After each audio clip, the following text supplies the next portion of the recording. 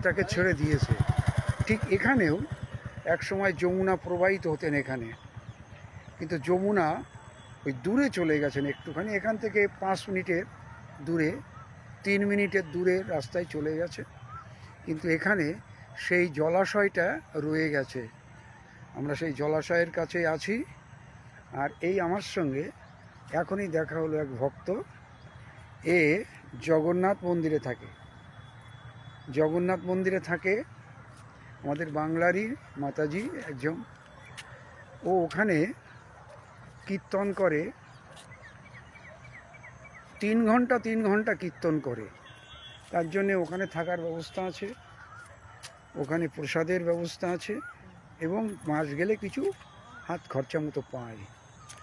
যদি আপনারাও এভাবে, যারা দুস্থ মায়েরা আছেন, বাবারা আছেন, তারা বৃন্দাবনে এসে জীবনটাকে এভাবে অতিবাহিত করতে চান, হরির নাম, থাকা এবং একটু প্রসাদ এবং কিছু হাত খরচের পয়সা যদি আপনি পেতে চান, তাহলে যোগাযোগও করতে পারেন। সবাই ভালো থাকুন, আনন্দে থাকুন। আজকে পর্যন্ত। জয় নিতাই গৌর হরি বল। শ্রী রাধে শ্যাম, রাধে শ্যাম, রাধে শ্যাম।